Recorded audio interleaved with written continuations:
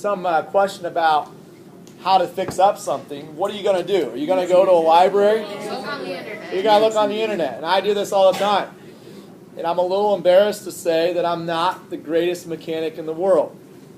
So, my dad is. He's pretty good. So, I call him and I said, Dad, I got some electrical issues. My truck's not starting right, blah, blah, blah. He said, well, that's easy. Just, am I in the frame okay? Yeah. He said, that's easy. Just take the alternator out. We'll take it into town and we'll see if it's a problem with it. I'll pick you up tomorrow morning at 9. Okay. I don't know how to take an alternator out. Maybe some of you do. Who in here knows how to? Good. I'm not in the minority here. So what do? I go to YouTube and I type in how to remove an alternator from 1996 S10. Boom. He comes the next morning and my dad's a realist. He goes, wow, good job, son. You got that out. And I couldn't tell him, you know. But then I end up telling him. I said, well, actually, I just looked at YouTube. Now, how many YouTube videos are there? And this right here is a video that's going to be on YouTube. But if I want to figure out how to take an alternator out of a 1996 S10, how many videos do I want to see?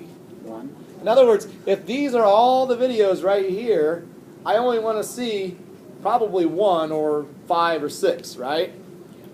So the idea here is that by regulating genes and their expression, what does expression mean? Does that mean like a funny face I make? Yeah. Some of you kind of have that permanent funny face, right? Oh, that's mean. I didn't mean that. What does it mean to express your genes? To show them? What do you think? Yeah. It means for them to express or to translate into what? Proteins, right? Yes. Yeah, that's the whole point. Okay, so let's get back to the story. Okay, so I got, again, a leaky faucet, or I need to remove an alternator. I don't care about all the books or all the videos. I only care about that one right there. So the first thing they did to discover this idea that genes can be flipped on or flipped off was to look at prokaryotes, like we said before. So I want to go through here. I'm not going to go through all this because you've already watched this, and I'm sorry on the Show Me I sounded pretty tired, because I was tired.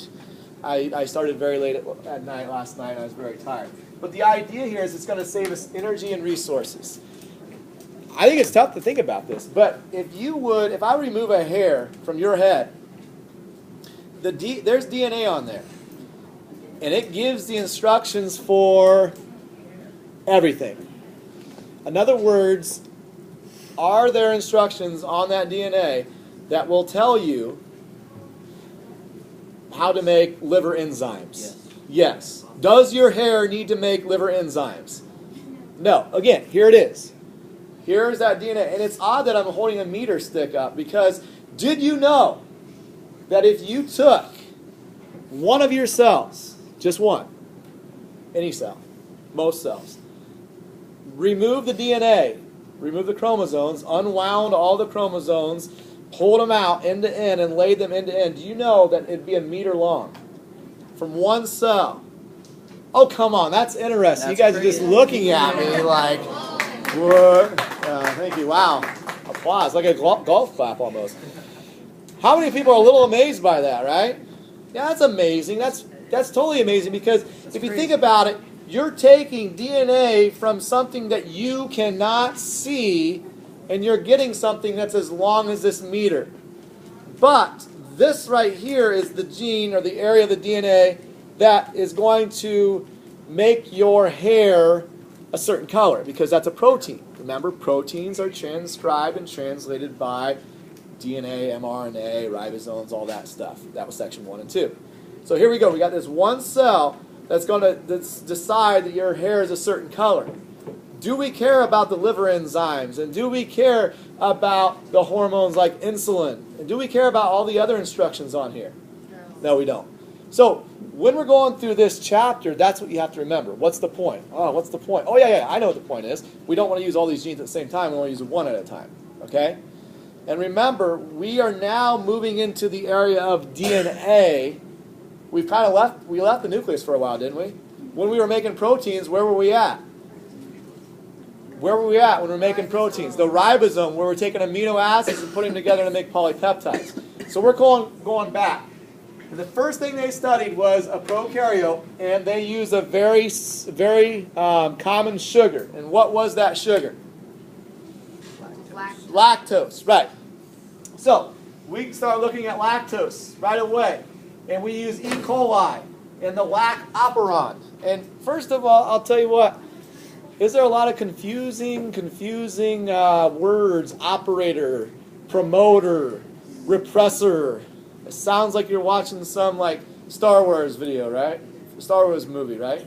Right. The Phantom Menace is coming out in 3D. Are you excited? Yes. I might actually take my oldest daughter. She's into Star Wars, which is crazy because she's only 5. But anyway, there are 3 genes that we're talking about. So let's go here and let's talk about how it works. So this is a good slide. I like this slide. First of all, E. coli loves lactose. And if you've ever smelled sour milk, you know this. How many people smelled sour milk?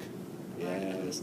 Unfortunately, a few weeks ago in the van, our van, one of our kids spilled some milk. And guess what happens after a few days? Fortunately, it was cold. Imagine if it was the middle of summer. But we smell this smell, and of course we start figuring out somewhere in here. But that smell is E. coli or some bacteria breaking down lactose. You get that nasty smell. But anyway, lactose is made of 2 simple sugars, galactose and glucose.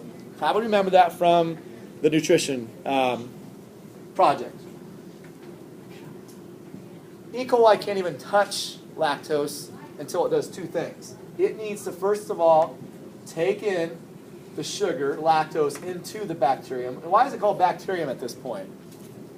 Yes, it's only one. Bacterium is singular, bacteria is plural. How many people knew that already? Of course, if you watched the show me, you would know that too. The second thing that needs to be done in order for lactose to be used by E. coli is for us to break down lactose. To cut that bond. That's if you have galactose and glucose, there's a bond. And bacteria, E. coli, cannot use it until it chops it. Well, both of these tasks are hugely important, and they're done by a what? Starts with an E. Enzyme. Yeah. Wait a minute. An enzyme is a protein. And a protein is made at a ribosome by amino acids that are transcribed by mRNA. Are you seeing where this is starting to make a big circle? So, the question then is, E. coli is saying we need to break down lactose. And this is when we need to do it. When? Now. When there is what present? Enzyme. Enzymes, but what triggers the enzyme to be made? Protein. Lactose. So, it's like this.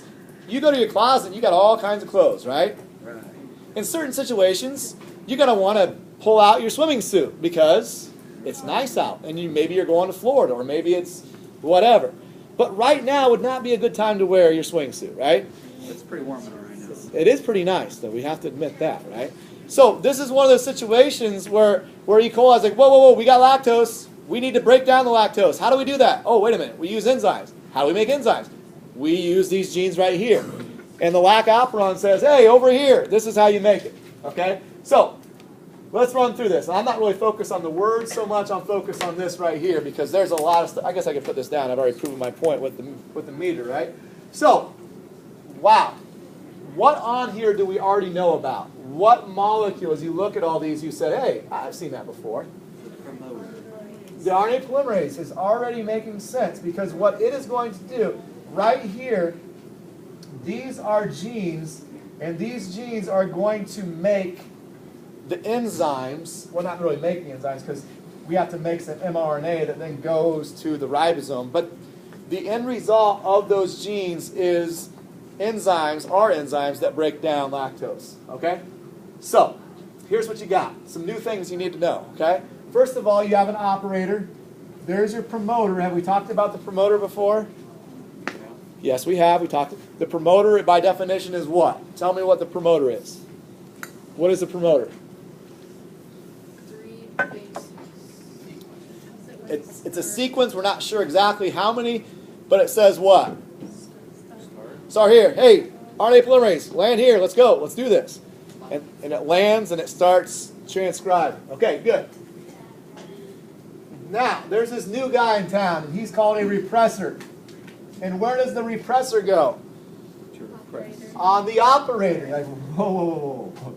The repressor goes to the operator. Well, you're just going to have to remember this stuff, unfortunately. And at one point in your life, Indiana didn't make sense. And Ohio, like, why are we calling these states? That's a stupid name for a state. Why didn't they call it, Mrs. York, because she's my teacher, But at one point in your life, Michigan and Indiana and Ohio and Illinois were like, why'd they name it that? But then you got over it and you did what? You just remembered it. And this is just one of those things, okay? As you get older, you get smarter and you get more words in your head. And your head hurts a little bit. But anyway, the repressor is going to land there.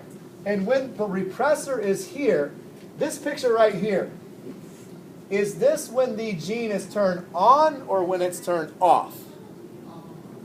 How many people vote on? Raise your hands. You have to vote. How many people think it's the gene is turned off? Majority wins. It is turned off because look what RNA polymerase is trying to do. Hey, let me on that DNA. Let me make some mRNA. And what does the repressor say? No. No way. And it's a good thing it's saying no way because what is missing? Lactose, right. So basically the repressor is doing everybody a favor and saying, look, there's no lactose around. There's no reason to waste the time and the energy making enzymes that break down lactose when there's no lactose. Makes sense, right? Yeah. Piece of cake, right?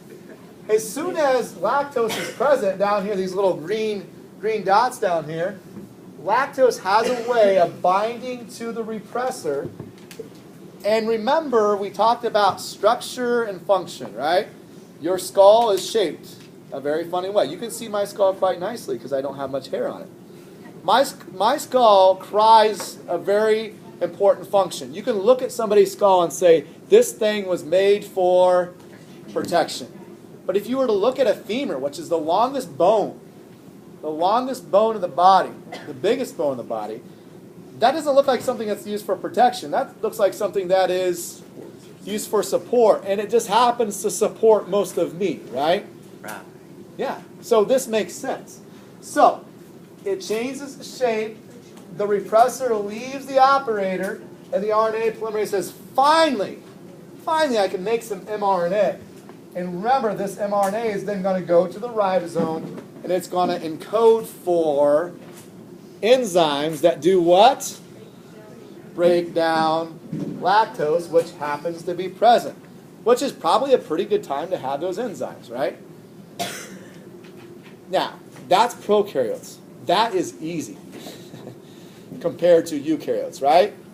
How many people try to wrap their head around the eukaryote part? It's tough, right?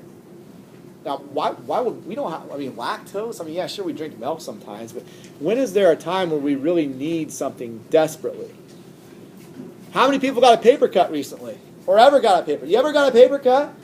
Well, fortunately, I don't know of any hemophiliacs in this room. And I would have to know if you were. That's public law. When I student taught at South Adams, there was a student that was actually hemophiliac, and I had to know. Why did I have to know?